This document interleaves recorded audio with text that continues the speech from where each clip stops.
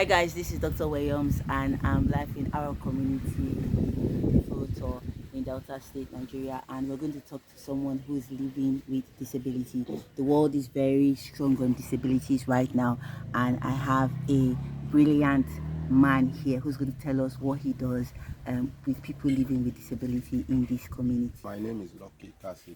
Okay, Lucky Cassidy. So what community is this so that people would hear it from you? This is the Cubo community. Okay, Cubo community. Yes. When we're talking behind the scenes, you were saying something about people living with disability. So how many people do you have living with disability? We have so many persons living with disability, but those in my cluster where we do mainly organic agriculture. Yes. We are roughly around 250, mostly male. Mostly male. Yeah, mostly male. Do you know the different kinds of disability they have, or you just know they have a disability? There are persons who have suffered polio. Okay. But many of the persons who do this agric work, they are persons who have suffered one form of amputation. Okay. Left leg, right leg, or hand. Okay. They're about that. Okay. We have very few persons who are blind at the moment, because blindness has its own, very peculiar challenge. Yes, but those persons, those who have blindness, we try to make them inclusive in the form of certain sustainable livelihood investments. Okay. There are special investments for such persons, and such persons usually are the ones we use to man our offices. User mandate, Yes, so the user administrative mandate, side of things. side, Okay. yes, because they can work with braille and all of that. Because they might not work on the They might farms, not work on but the they know farm. they control Yes, the. Okay. yes, yes. Okay. So this is a product that they have. These are chili peppers, green chili peppers. I know if they give it time, you see them red. So, sir, what I wanted to ask is how I know you have a disability, and what are the challenges? Because people see you and say, Oga, what happened? How do you become inclusive and say what are the challenges you have?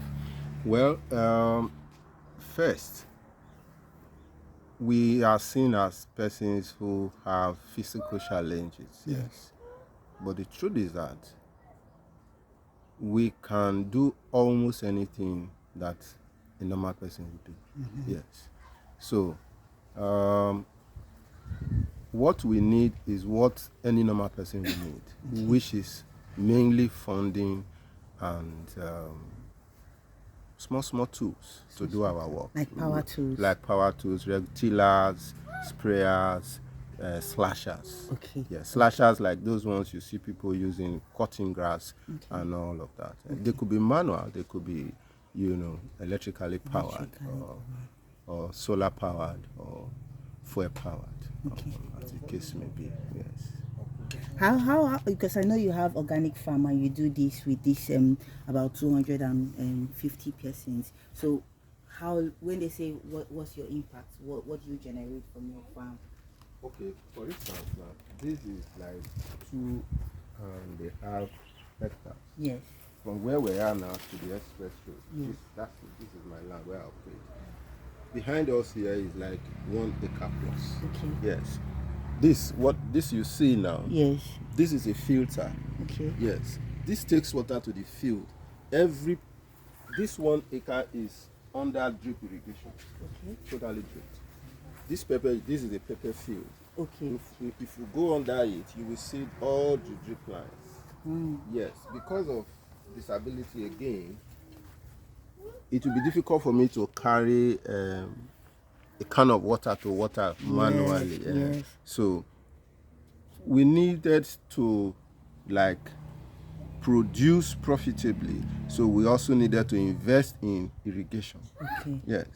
For instance, now this is a water pump machine. Yes. That uses fuel. Yes. But if we can get support, Yeah.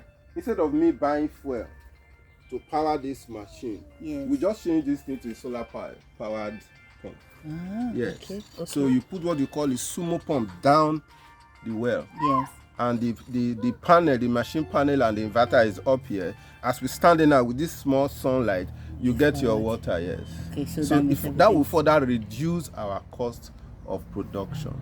Okay. Immediately you reduce cost of production, you can now increase your acreage where you plant. Okay. So this is my personal farm, Yes. where I bring in any interested person with disabilities who is willing to partake in a livelihood support system that we're able to bring up. Yes. So as I work here, I also train persons with disability because that's my main. So you train focus. them and then they can go and then I can go and help them to set up their farm. There's a man about 40 years. He's also amputated. He works in Ogotech. He has his farm. He has about 2 acres there, Yes. producing peppers, cucumbers, tomatoes, and everything. He can't even meet customer demand, but he's not having the capacity in terms of funding to actually produce. But he's producing. He's producing. But he has a wife, he has 4 kids. Oh, wow. And he can feed them from that work. Customers are always on his neck, just like me. For instance, this chili pepper is 1,200 per kilo. Assuming I produce 1,000 or 10,000 kilos per 4 days, that should be able to sustain me. Yes. Yeah. So the message now is that persons with disabilities can actually be part of the people who contribute to the GDP of the country. Oh, yes. Thank you so much, sir. Thank you. This was really, really amazing to learn from you. So in future, we'll see how, because Nigeria doesn't really talk about disabilities. We just put it in one corner. So gradually, this is showing that people are there to work, people are there to be inclusive. Thank you for doing this with us. Thank you for having me. Yes. So, this Mama, oh yes. So we cannot do and say, Mama, please, what's your name? So that we do not. What's your name? My name is Mrs. Bintie Cassidy. Okay. Your husband has told us what he does and how he does all this. How do you feel, and how do you feel about this work and knowing that he has a disability? How do you come in? Like, tell us your own side of this story. First of all, I came into this business of agriculture. I know nothing about agriculture. Since I was born, I know I've not carried cutlass, neither do anything about agriculture. But because of the condition of my husband, I have a profession. But so let me join my husband in this business. When he produces, I bring customers for sales. Sometimes they come here to buy, sometimes I take it to the market. And I'm enjoying it. I always praise my husband. I say, if not my husband, I wouldn't have known anything about agriculture. Wow. Yes. So what were you doing before work? Let me just say, I was an auxiliary nurse. You were an auxiliary nurse? Yes, I work in a maternity home. Maternity. So when this happened, everything had to change. Everything has to change. How many children do you have? I have 4 daughters.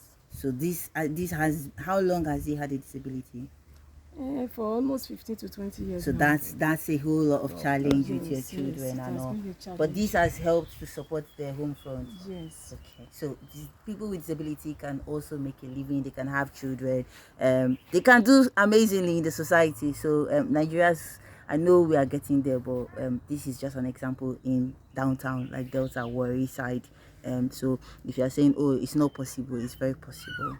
Thank you so much for sharing this with me, and I pray that as time goes on, God will support and people who are watching, whoever can fund, if you can support them, with other people who they set up the farms with, please reach out to me. I'm Dr. Williams. Thank you.